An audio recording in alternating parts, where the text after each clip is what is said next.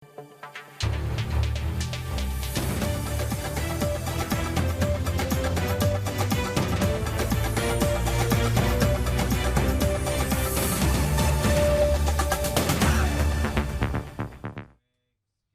দর্শক, স্বাগত জানাচ্ছি আজকে সম্পাদকীয়তে। সঙ্গে আছি আমি জাফর সাদিক।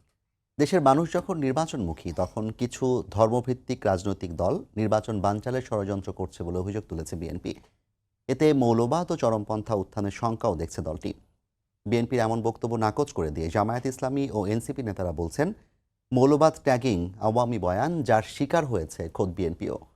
এদিকে নির্বাচনী কর্মপরিকল্পনার খসড়া চূড়ান্ত হয়েছে জানিয়ে ইসি বলছে, চলতি সপ্তাহেই নির্বাচনের চূড়ান্ত রোডম্যাপ প্রকাশ করা হবে। তবুও কেন আগামী ফেব্রুয়ারিতে নির্বাচন নিয়ে এত গুঞ্জন আর অনিশ্চয়তা? রাজনৈতিক দলগুলোর মাঝে কেন এত সন্দেহ আর অবিশ্বাস? প্রাসঙ্গিক নানা বিষয় নিয়ে আজকে সম্পাদকীয় রাজনীতিতে সন্দেহ অবিশ্বাস।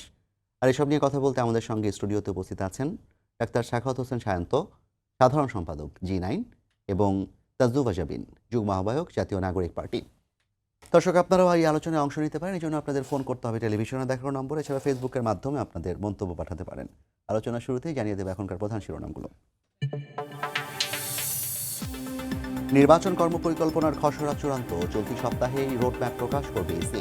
পুলিশ, আনসার সহ আইন শৃঙ্খলা বাহিনীতে 27,000-এর বেশি সদস্য নিয়োগ।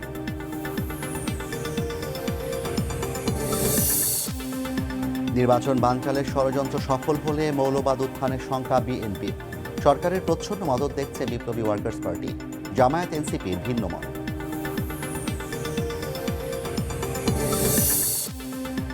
ডাকসু নির্বাচন ঘিরে সরগরম ঢাকা বিশ্ববিদ্যালয়। মব তৈরি করে মনোনয়ন ফর্ম তুলতে বাধা দেওয়ার অভিযোগ ছাত্রদলের।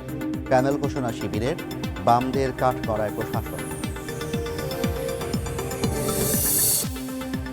প্রকৃতির ওপর নির্মম আচরণে হারিয়ে যাচ্ছে দেশীয় জাতের মাছ। সবাইকে সচেতন হওয়ার আহ্বান প্রধান উপদেষ্টার। সামুদ্রিক মৎস্য সম্পদ আহরণে গবেষণায় জোর।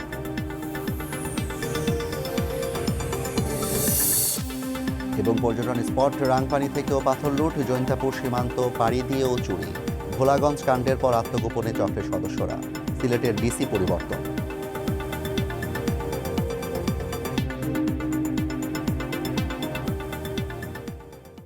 শান্ত ভাই, আজকে আপনাকে দিয়ে আলোচনা শুরু করতে চাই। তাজদুবা জাবিন, আপনাকেও অনেক ধন্যবাদ জানাচ্ছি আমাদের সাথে যুক্ত হওয়ার জন্য।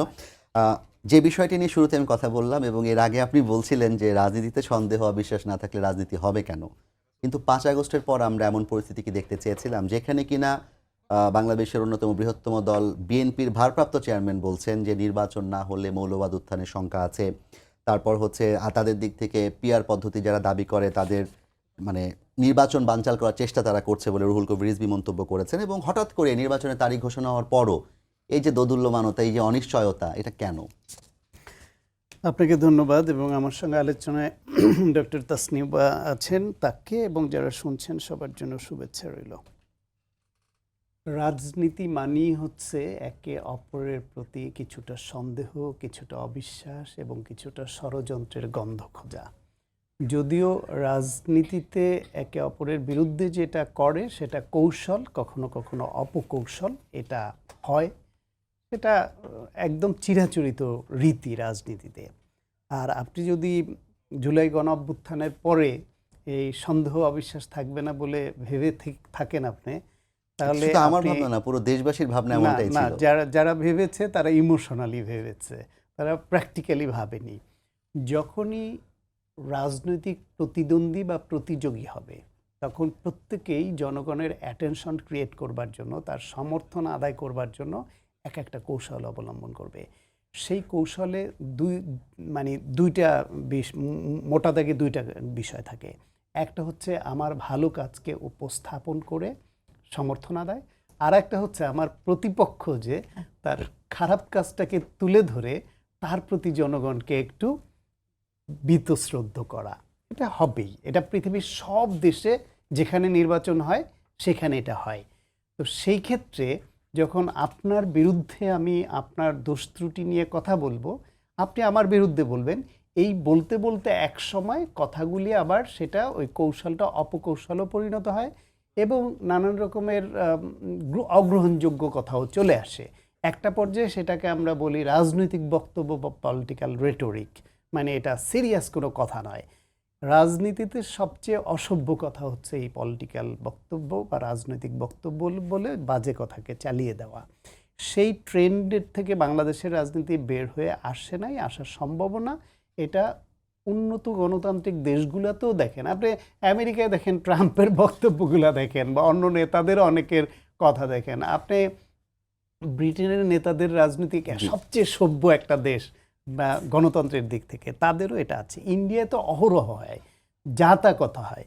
সুতরাং এইটা খুব বড় কোনো ব্যাপার না, মানুষ এটা জানে যে এইসব কথা হবে। সমস্যা হলো বাংলাদেশে ক্ষমতায় যাওয়ার জন্য বা ক্ষমতার অংশীদার হওয়ার জন্য বা ক্ষমতায় গেলে থাকবার জন্য সবাই মরিয়া হয়ে যায়। সেই মরিয়া ভাব থেকে জাতীয় স্বার্থ এবং দেশের স্বার্থ জলাঞ্জলি দিয়েও অবস্থান নিয়ে নেয়। যেমন ধরেন, বাংলাদেশে এই দেশের স্বার্থে একটা নির্বাচন দরকার। সেই নির্বাচনের জন্য সংস্কার কোথায় কোথায় জরুরি, কোথায় একমত হওয়া দরকার, সেটা নিয়ে অবশ্যই সরকার ভূমিকা রাখছে এবং দলগুলো দীর্ঘদিন ধরে আলোচনা করছে। যেখানে যেখানে একমত হতে পেরেছে ফাইন, যেখানে যেখানে হতে পারেনি সেখানেও আরও সময় আছে, একমত হওয়ার চেষ্টা চালিয়ে যেতে হবে। এবং ফাইনালি আপনাকে এটাও ধরে নিতে হবে যে অনেক কিছুতে একমত হতে পারবে না সব দল। সব দল যদি একমত হতো তাহলে প্রত্যেকটা দলের নিজস্ব রাজনৈতিক কৌশল বলতে কিছু থাকতো না। এক একটা দলের তাদের মিশন ভিশন আলাদা, তাদের আইডিওলজি আলাদা, তাদের কৌশল আলাদা হবে, ফলে সব কিছুতে একমত হতেই হবে এই আশা করাও ভুল। এবং যদি একমত না হয় তাহলেই বলতে হবে যে নির্বাচন হবে না বা হতে দিব না বা নির্বাচন করব না। এই কথাগুলোর মধ্যে নির্বাচন করব নাটার অধিকার তার আছে।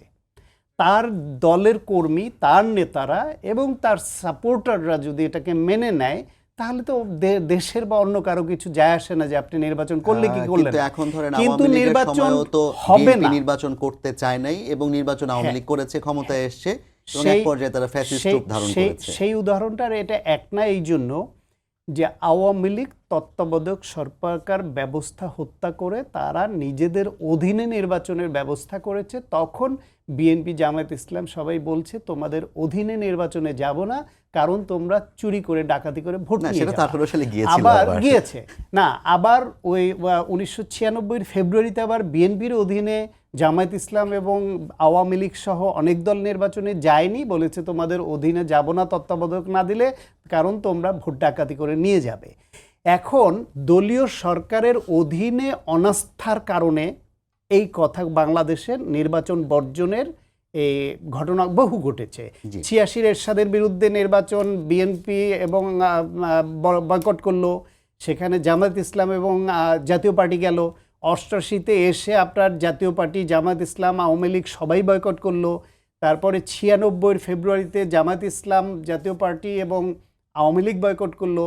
2014 সালের নির্বাচনে জামায়াত এবং বিএনপি সহ আরও অনেকে বয়কট করলো। সুতরাং বাংলাদেশে নির্বাচন বয়কট এবং প্রতিহত করার ডাক কম বেশি সবাই দিয়েছে, কিন্তু সেটা দলীয় সরকারের অধীনে নির্বাচন হলে। সামনের যে নির্বাচনটা হবে সেটি হবে এই অন্তর্বর্তীকালীন সরকারের অধীনে, যেই সরকারটি প্রতি গণ অভ্যুত্থান পরবর্তী না, সেটি এখনো বোধহয় নিশ্চিত নাই যে অন্তর্বর্তী সরকারের অধীনেই হবে নাকি নতুন করে আবার নির্বাচনকালীন সরকার হবে। না, সেটা হলো তত্ত্বাবধায়ক সরকার বা নতুন কোন অন্তর্বর্তীকালীন সরকার হবে। দলীয় সরকারের অধীনে নির্বাচন হচ্ছে না এটা নিশ্চিত। জি, ধন্যবাদ শান্ত ভাই। আপনার কাছে নির্দিষ্ট দলের অধীনে না হলে সেখানে সেটাকে প্রতিহত করবে বা হতে দিব না বা নির্বাচন হবে না, এইটা মানুষ ভালোভাবে নেবে না। শান্ত ভাই, আপনাকে ধন্যবাদ। তাজুমা জাবিন আপা, আপনার কাছে আসি। গত কয়েকদিন আগে হঠাৎ করে আমি আপনার দলের শীর্ষ নেতাদের মুখ থেকে একটা কথা শুনলাম যে আমরা সবাই শুনেছি যে লন্ডনে সেজদা দিয়ে এসছেন ডক্টর ইউনূস একটি দলের কাছে এবং নির্বাচনের তারিখ তিনি নিয়ে এরকম নানা রকম কথাবার্তা। এবং এখন আবার আমরা যে বিষয়টি দেখতে পাচ্ছি যে গত কয়েকদিন আগে বিবিসিতে একটা রিপোর্ট হয়েছে, জামায়াত এবং এনসিপি বিভিন্ন শর্ত দিচ্ছে, শর্তগুলোর মধ্যে সংস্কারের শর্তটাই মূল, যে উচ্চকক্ষ নিম্নকক্ষের পিআর, এটা জামায়াত আবার জোরালোভাবে সামনে এনেছে, জুলাই সনদ বাস্তবায়নের প্রক্রিয়া এগুলো সামনে এনেছে। এবং রাজনীতির অঙ্গনে পাশাপাশি যারা কিনা এগুলো নিয়ে ভাবেন তাদের মধ্যে একটা চিন্তা এসছে, হয়তো জামায়াত এবং এনসিপি কিংবা অন্যান্য কিছু রাজনৈতিক দল মিলে এগুলো বাস্তবায়িত না হলে তারা নির্বাচনে যাবে না। এনসিপি নেতা হিসেবে আপনি কি বলবেন? ধন্যবাদ আপনাকে সায়ন্ত ভাই এবং দর্শক যারা দেখছেন তাদেরকেও শুভেচ্ছা।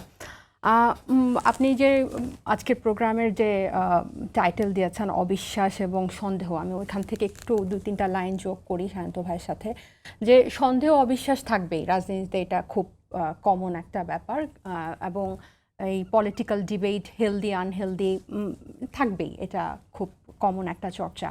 কিন্তু এই অবিশ্বাস এবং সন্দেহটা যখন রাজনৈতিক দলগুলোর উপর বা রাজনীতিবিদদের উপর সাধারণ মানুষের হয়, তখনই হচ্ছে সংকটটা। এই সন্দেহ আর অবিশ্বাসটা আমাদের একজন আরেকজনের সাথে থাকতে পারে, কিন্তু মানুষের সাথে আমাদের ট্রান্সপারেন্ট হওয়াটা বা মানুষের কাছে যে জবাবদিহিতার অভাবটা, ওটাই কিন্তু আসলে সব সমস্যার মূলে। সো এই জিনিসটা হচ্ছে পরিষ্কার করতে হবে। আপনি যেরকম 5ই আগস্টের আগে ভেবেছিলেন যে কেউ এটা আর হবে না, এই কারণে হবে না কারণ তখন ফ্যাসিস্টের পতনে সবাই একজোট ছিল। কিন্তু যখন ফ্যাসিবাদী ব্যবস্থার বিলোপ, মানে সিস্টেম আপনি যখন চেঞ্জ করতে আসবেন বা পুরনো স্টাবলিশমেন্টকে যখন ভেঙে আপনি নতুন স্টাবলিশমেন্ট সাজানোর কথা বলবেন, গণতান্ত্রিক পথের ব্যবস্থার কথা যখন ধারা ফিরে আসার কথা বলবেন, তখন কিন্তু অনেকের স্বার্থের কারণে তখন দেখা যায় যে 5 আগস্ট পরবর্তী ফ্যাসিবাদ বিরোধী পক্ষগুলাই বিভিন্ন দিকে চলে গেছে। এখন আসি আপনার যে প্রশ্নটা, যে লন্ডন বৈঠকের ওই সময় আপনি তো জানেন যে আমাদের জুলাই সনদের খসড়া এখন প্রত্যেকটা দলের কাছে চলে গেছে। তো লন্ডন বৈঠকের কথা এ কারণে বলা, ওই সময় এর পর থেকে, মানে আপনি যদি দেখেন নির্বাচনের তারিখ, একটা রাজনৈতিক দলের ভারপ্রাপ্ত চেয়ারম্যানের সাথে, তাও দেশের বাইরে গিয়ে, মানে গণ অভ্যুত্থানের আহত শহীদদের সাথে দেখা না করার আগে বা এদেরকে এখানে রেখে ওখানে গিয়ে একটা শুধু একটা দলের সাথে কথা বলে একটা নির্বাচনের তারিখ শিফট করা, এটা একটা। দ্বিতীয় ছিল প্রধান উপদেষ্টা ওখানে, প্রধান উপদেষ্টা কিন্তু জাতীয় ঐক্যমত্য কমিশনের প্রধানও, এবং উনি প্রধান হওয়ার পরও এই জুলাই সনদ বা জুলাই সনদের মৌলিক সংস্কারগুলোর আলোচনা চলাকালীন সময় উনি লন্ডন বৈঠক বা লন্ডনে গিয়ে ঘোষণা দিলেন যে এগুলো পরবর্তী নির্বাচিত সরকারের থেকে আপনারা বুঝে নেবেন। তার মানে এটাতেই, এখানে উনি কিন্তু এটা কিন্তু বিএনপির একটা মানে যে পরবর্তী সংসদে গিয়ে এই জুলাই সনদ বাস্তবায়ন হবে, এটা অনেকগুলো পন্থার মধ্যে একটা পন্থা। উনি যখন সরাসরি একটা দলের পন্থাকে জাস্টিফাই করে ফেলে বা ডিক্লেয়ার করে ফেলে, তখন যারা অন্যান্য রাজনৈতিক দলের যে অন্যান্য পথগুলো আছে, অন্যান্য চাওয়াগুলো আছে, এবং সবচেয়ে উপরে রাজনৈতিক দল ছাড়া সাধারণ মানুষের, আপনার কিন্তু সংবিধানে লেখা আছে বা সব জায়গায় লেখা আছে জনগণই হচ্ছে সব কিছুর, মানে গণ অভিপ্রায়টাই হচ্ছে আসলে সংবিধান। তাহলে আপনি জনগণের রায়কে উপেক্ষা করে, অন্যান্য রাজনৈতিক দলের রায়কে উপেক্ষা করে আপনি যখন ওখানে বলে আসবেন যে পরবর্তী সংসদে এটা ঠিক হবে জুলাই সনদ, তখন কিন্তু আপনার এখানে এই যে সিজদা দেওয়ার কথাটা বা একটা দলের পক্ষ হয়ে উনি কথা বলাটা, এরপরে জুলাই ঘোষণাপত্র আমরা দেখেছি যে জুলাই ঘোষণাপত্রে যা আছে, ওনাদের এই সরকারের এই উদ্যোগটাকে আমরা স্বাগত জানিয়েছি, কিন্তু ওখানে মনে হয়েছে যে একটা রাজনৈতিক দলের চাওয়া পাওয়াটাই প্রতিফলন হয়েছে। এবার আসি যে আপনার যে নির্বাচন, যে আমরা যে কথাটা বলছি, দেখেন নির্বাচন নিয়ে শুরু থেকে, আমরা রাজনৈতিক দল করার আগে থেকেই, আমরা যখনই ছাত্র জনতারা, এই গণ অভ্যুত্থানপন্থী ছাত্র জনতারা আমরা যে ব্যানারেই একত্রিত হয়েছে, আমাদের প্রথম থেকে আমাদের চাওয়া ছিল যে এই সংবিধানটা দিয়ে আসলে হবে না। কেন হবে না? কারণ এই সংবিধানটা একটা রাজনৈতিক দলকে, আওয়ামী লীগকে মাথায় রেখে ডিজাইন করা।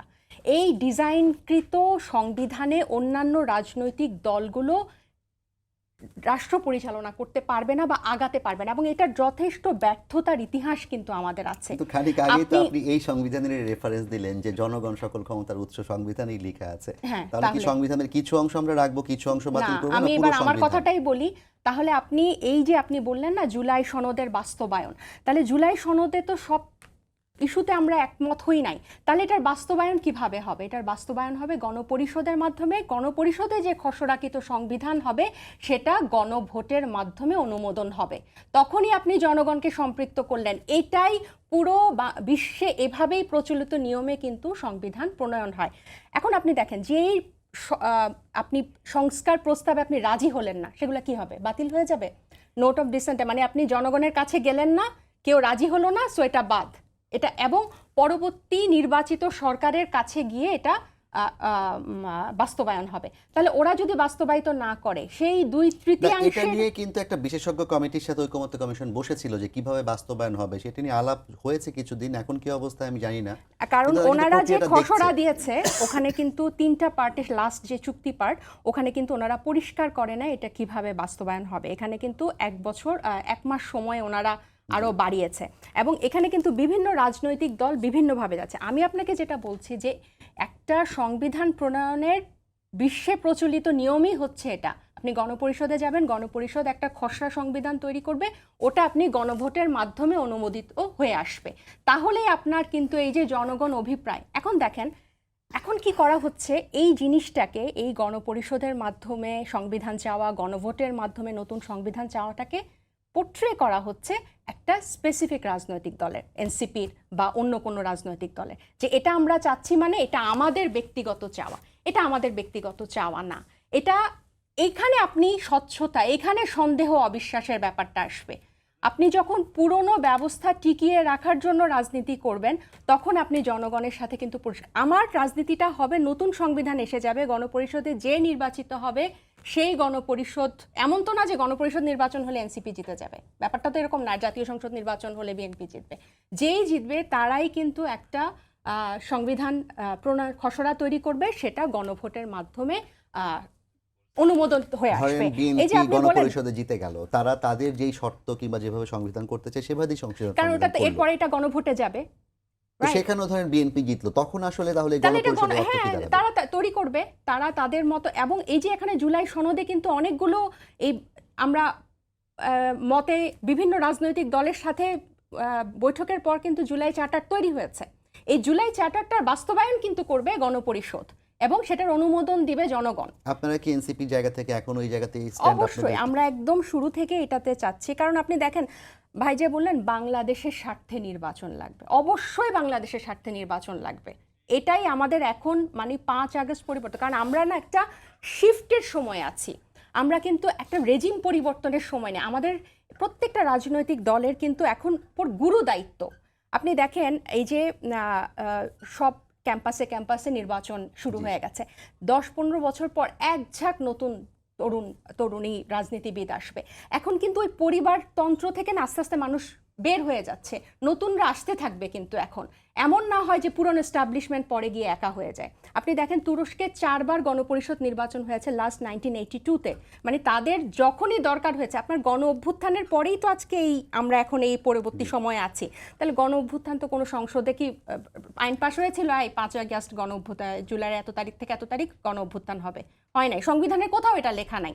এখন এর পরে এটার ইয়াতে বলে যে আপনারা কেন ওই রাষ্ট্রপতির আন্ডারে এই সংবিধানের আন্ডারে শপথ নিলেন, ব্লা ব্লা ব্লা, এইসব মানে ঠুনকো যুক্তি আসতে থাকে। সেটাও ঐক্যমত হয় নাই দেখে হয় নাই, কিন্তু হয় নাই দেখে এখন আপনি একটা সেই পুরনো 72-এর সংবিধান আপনাকে এমনভাবে ডিজাইন করেছে, 72-এর সংবিধান এমনভাবে স্বৈরশাসক তৈরি করে, 72-এর সংবিধান এমনভাবে বিরোধী দলকে দমন করে যে এখানে সব সময় আপনার একটা দলই সেটা থেকে বেনিফিটটা পায়। এবং দেখেন এটার এই যে 111 এবং এই পরবর্তীতে বিএনপি এসে যে ক্ষমতায় ধরে রাখতে পারে না বা দুঃশাসন বা শাসন যেটাই হোক তারা যে আগাতে পারে না, এটার অন্যতম একটা কারণ হচ্ছে এই সংবিধানের আপনাকে আমি মধ্যে একটা ছোট্ট প্রশ্ন করি একটু। ধরুন আমি গত কয়েকদিন আগে একটা রিপোর্ট দেখলাম যে বাংলাদেশে লাস্ট 5-6 মাসে স্বামীর হাতেই 1.5 শতাধিক স্ত্রী নিহত হয়েছেন।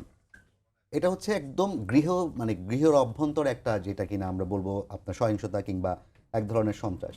এর বাইরে মব, আইন শৃঙ্খলা পরিস্থিতি, তারপর হচ্ছে চাঁদাবাজি, ছিনতাই, গত 1 বছরের বেশি সময় ধরে অন্তর্বর্তী সরকার এটা কন্ট্রোল করতে পারেননি এবং মানুষের মধ্যে এক ধরনের ভীতি কেটে গেছে। রাজনৈতিক দল ক্ষমতায় না থাকে, দেশকে চালাচ্ছে আসলে কারো উপর কারো ভরসা নেই। এই পরিস্থিতিতে যদি নির্বাচন না করে আবার গণপরিষদ হয়, গণপরিষদের মাধ্যমে সংবিধান হয়, তারপর তো আবার নিশ্চয় একটা নির্বাচন করে সব দল মিলে একটা কিছু করতে হবে, তো এই সময়টায় এটা কি সম্ভব আসলে? এই আইন শৃঙ্খলার পরিস্থিতি আমরা যে ধরনের দেশ, মানে আপনাকে যদি আমি বলি লন্ডন ভিত্তিক যে ইন্টেলিজেন্স ইকোনমিক্স ইন্টেলিজেন্স আছে তার গণতান্ত্রিক সূচকে বাংলাদেশ হচ্ছে একদম তলানিতে, 165-র মধ্যে 100।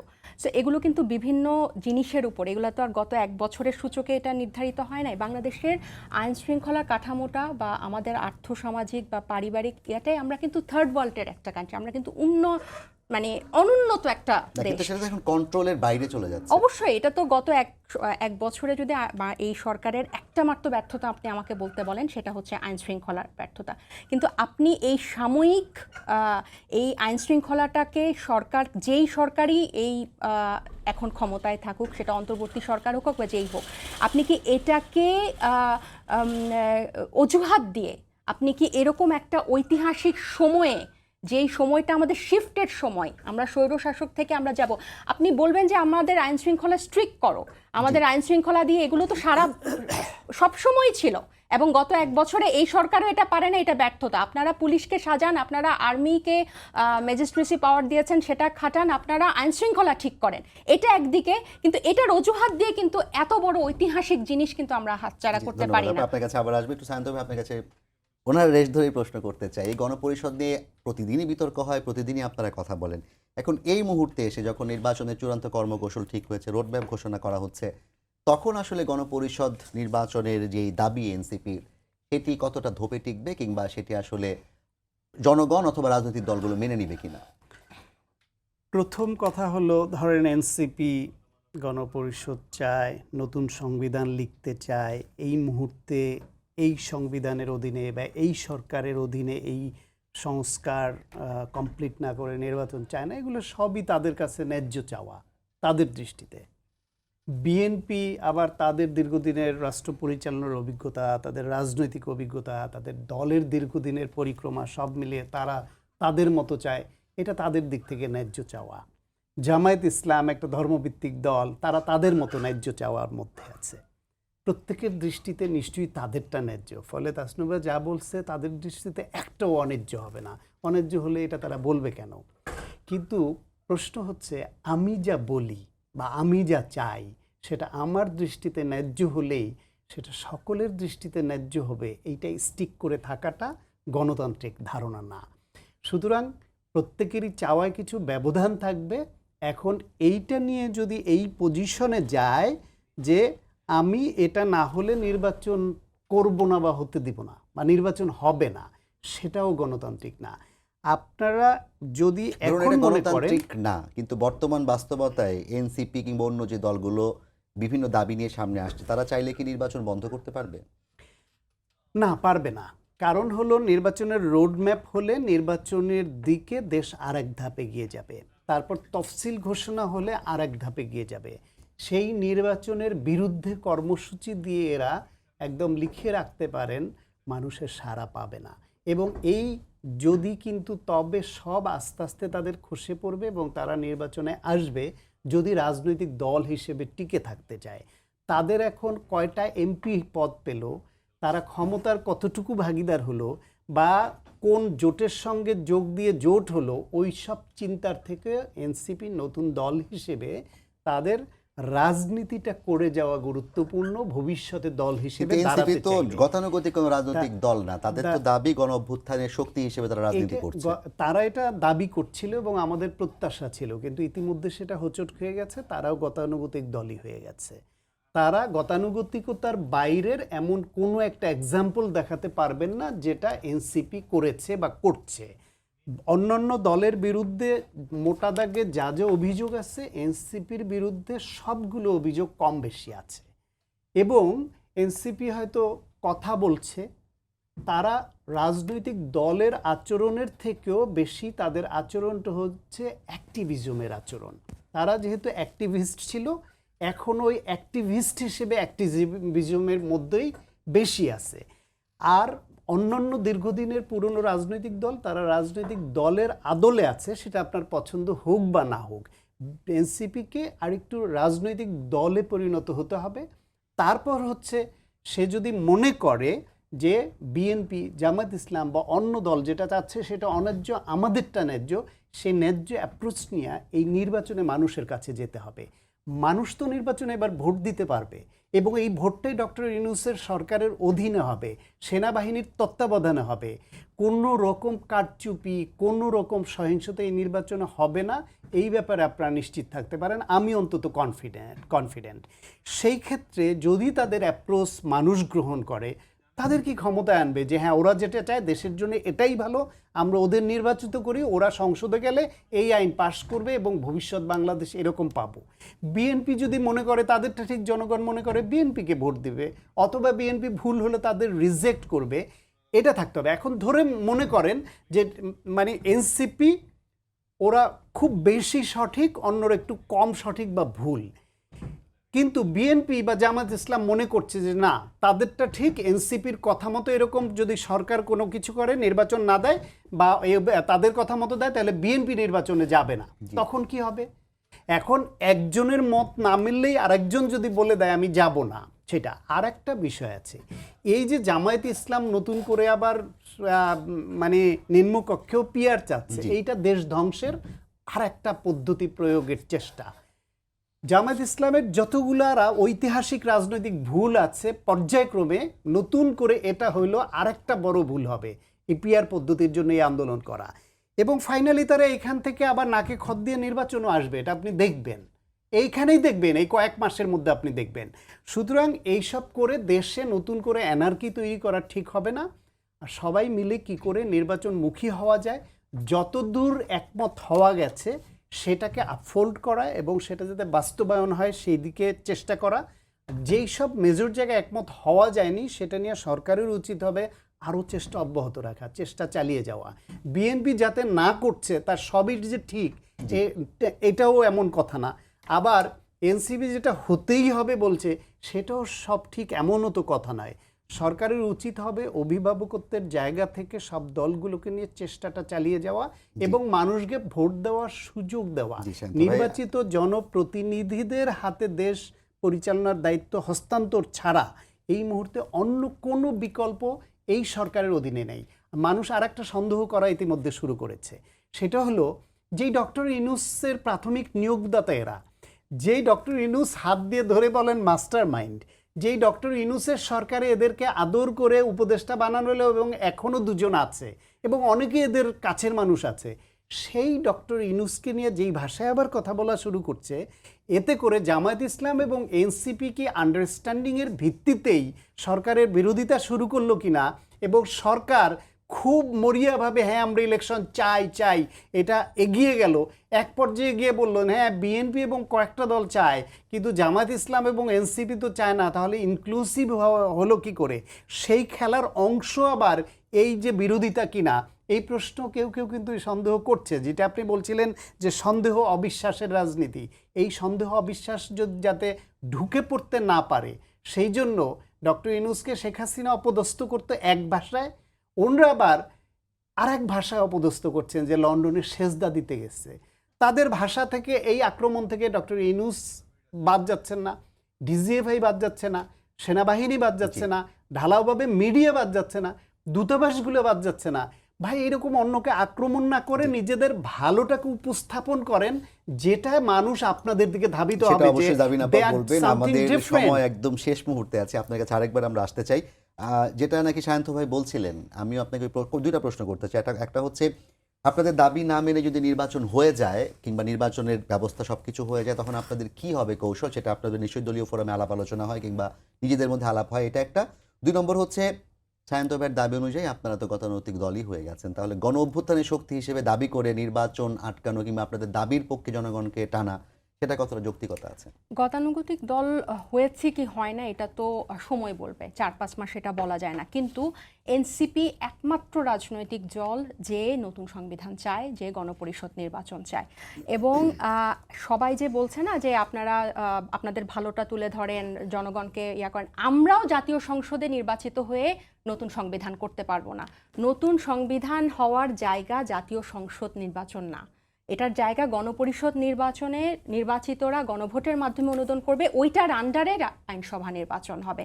আমি শুধু একটা লাইন বলি, এই অনুষ্ঠানেও এর আগে একবার এই কথাটা বলেছিলাম। 1978 সালে কিন্তু প্রয়াত রাষ্ট্রপতি জিয়াউর রহমান সাহেব কিন্তু এর আগে একটা ফরমান জারি করেছিলেন, সামরিক ফরমান দ্বাদশ সংশোধনীতে, যেখানে বলা হয়েছিল যে প্রত্যক্ষ ভোটে জাতীয় পরিষদ যে নির্বাচিত হবে তারা প্রথমে গণপরিষদ করবে, পরে পার্লামেন্টে রূপান্তরিত হবে। সো এই গণপরিষদের আইডিয়া এবং এই যে 2/3 চক্করে যে রাষ্ট্রপতি সাহেব জিয়াউর রহমান সাহেবের যে দূরদর্শিতা ছিল যে এটা যে একটা ঠুনকো, এটা কিন্তু উনি তখন বুঝতে পেরেছিলেন এবং পরবর্তীতে যে কোনো কারণেই হোক এটা বাস্তবায়ন হয় নাই, কিন্তু এই প্রস্তাবটা এই সামরিক ফরমানের মাধ্যমে কিন্তু উনি 1978 সালে বলেছিলেন। এমন না যে এটা আমরা আউট অফ দ্য নোয়ার আকাশ থেকে নিয়ে আসলাম।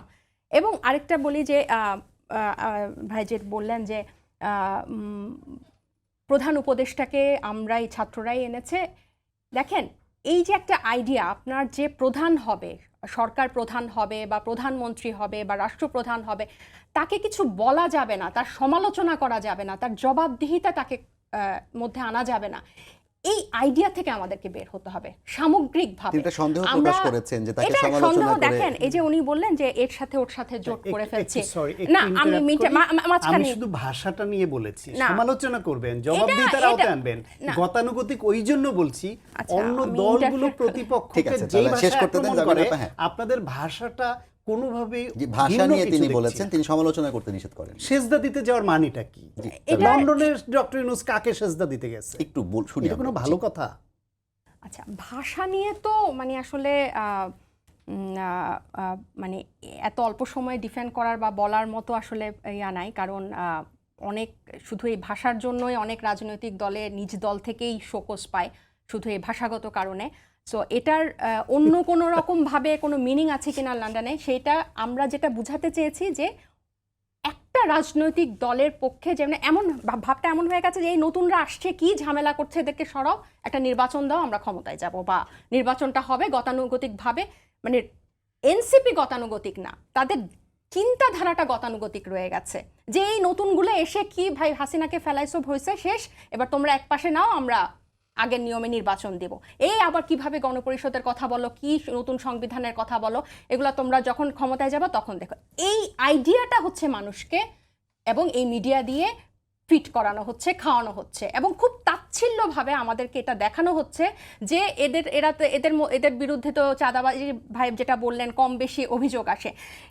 পুরনো রাজনৈতিক সংস্কৃতির কারণে যখন আপনার পুরনো সিস্টেম এস্টাবলিশমেন্টের কারণে যখন এই সমস্যাগুলো হবে, সেটা শুধু এনসিপি না, যে রাজনৈতিক দলের বিরুদ্ধেই হবে, দুর্নীতি চাঁদাবাজি কমিশনের অভিযোগ, আপনি ওইটাকে ট্রিট করেন, তাদেরকে বহিষ্কার করেন, তাদেরকে শাস্তি দেন, তাদেরকে একদম কেটে বাদ দিয়ে দেন, কিন্তু তার মানে এই না যে আমার দলের একজন দুইজনের বিরুদ্ধে অভিযোগ আসলো আমি গণপরিষদ চাইতে পারবো না, আমার এই এখতিয়ার নাই, আমাকে এটা আপনি নাকচ করে দিলেন, এটা তো হতে পারে না।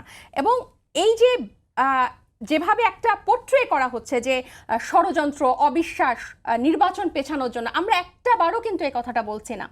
সেই গত 1 বছরে এবং এই প্রথমে জাতীয় নাগরিক কমিটি, পরে জাতীয় নাগরিক পার্টি হওয়ার পর থেকে আমরা প্রথম থেকে বলে আসছি যে এই গণ অভ্যুত্থানের পরে, এতগুলো মানুষের লাশের পরে, এত বড় একটা শিফটের পরে আমাদের একটা নতুন সংবিধান লাগবে, কারণ এই 72-এর সংবিধানেই কিন্তু সেই স্বৈরতন্ত্র লুকিয়ে আছে এবং এটা ডিজাইন করা হয়েছে একটা মানুষকে, একটা দলকে মাথায় রেখে। এটা কখনো হচ্ছে যে বাংলাদেশে নিয়মতান্ত্রিকভাবে এই রাজনৈতিক দলের পরে আরেকজন আসবে, এরপরে আরেকজন আসবে, এভাবে এটা ডিজাইন করা হয় নাই। এবং এই কারণেই কিন্তু আমাদের যখন একটা সরকার গিয়ে আরেকটা সরকারের টাইম আসে, তখন একটা কু হয়, গণ অভ্যুত্থান হয় এবং এই সংবিধানের উপর ভর করেই, এই মুক্তিযুদ্ধের চেতনার উপর ভর করেই গত 15 বছর গুম করেছে, খুন করেছে, মানবতা বিরোধী সব ধরনের অপরাধ করেছে, কিন্তু এগুলা কিন্তু বলেছে যে মুক্তিযুদ্ধের চেতনায়। তাহলে ওই সংবিধান, যেই সংবিধানের দ্বারা একমাত্র ফ্ল্যাগ বিয়ারার পার্টি, ওই নতুন সংবিধানে কি মুক্তিযুদ্ধের চেতনা থাকবে না? থাকবে, অবশ্যই থাকবে। এবং এই 24 কিন্তু এটা আপনার যদি মুক্তিযুদ্ধই না থাকতো তাহলে কি আর এই পরের এই 90 এগুলা কি আর আসতো? ওটা তো আমাদের ভিত্তি, বেসিক। কিন্তু আপনি যখন ওইটাকে একটা দলের করে ফেলবেন, ওইটা একটা, আপনি দেখেন 70 গণপরিষদ কিন্তু গণভোটে অনুমোদিত হয় নাই। তাহলে আমরা কিন্তু এইবার একটা যে শিফট হলো আমাদের, আমরা যে এতগুলো মানুষ জীবন দিল, এবং সেটা শুধু 24 না, গত 50 বছরে আমাদের যে বিভিন্ন যে ব্যর্থতা আছে, আমাদের যে শহীদরা আছে, আমাদের যে আকাঙ্ক্ষাটা আছে এই নতুন বাংলাদেশকে নিয়ে, সে সবগুলো কিন্তু এখন একটা হাই টাইম আমরা যে এটাকে একটা রূপান্তর আমাদের করতে শেষ পারি। করতে হবে। আমি শুধু শেষ প্রশ্নটা আরেকবার করতে চাই যে আপনাদের দাবি না মেনে নির্বাচন হলে কিংবা সেই পথে আগালে আপনারা তখন কি করবেন, যদি একটু এক বাক্যে বলতেন। এটা টু আর্লি টু কমেন্ট নাও, Okay, ঠিক আছে। এটা অনেক শান্ত ভাই যদি আসলে আপনি শেষ কথা বলতে চান। টু আর্লি, তা আমি টু আর্লি কমেন্ট করে রাখি। বাংলাদেশে এই ফেব্রুয়ারিতে নির্বাচন হবে, এর কোনো বিকল্প এই সরকারের হাতে নাই, এই দেশের হাতে নাই, কোনো রাজনৈতিক দলের হাতে নাই। এবং সেই নির্বাচনে যারা যারা গণতান্ত্রিক পদ্ধতিতে রাজনৈতিক দল চালাতে চায়, করতে চায়, তারা নির্বাচনে আসবে, তাদের সব যদি কিন্তু তবে চলে যাবে। আর অনেক ধন্যবাদ সংবিধান সাকত নিয়ে ভাই এবং যারা ধন্যবাদ জানাই আপনাদের যাদের দুজনকেই। একাত্তর নিয়ে আমাদেরও অ্যালার্জি আছে, প্রত্যাশা হচ্ছে তারাই শুধু রাজনীতিতে সংবিধান যে ফেলে সন্দেহ দিতে চায়। অবিশ্বাস আছে সেই সন্দেহ অবিশ্বাসী যেন শুধুমাত্র রাজনৈতিক দলগুলোর পারস্পরিক যে জায়গা রাজনৈতিক কারণে সেটি থাকে, বাংলাদেশের সাধারণ মানুষকে এই সন্দেহ অবিশ্বাস থেকে মুক্তি দিয়ে সত্যিকারের যে বাংলাদেশ মানুষ প্রত্যাশা করেছিল গণঅভ্যুত্থানের পরে, সেই বাংলাদেশের স্বপ্নে রাজনৈতিক দলগুলোর কাজ করে। সবাইকে ধন্যবাদ জানিয়ে শেষ করছে আজকে সম্পাদকীয়। আগামীকাল আবারও দেখা হবে একই সময়। শুভরাত্রি।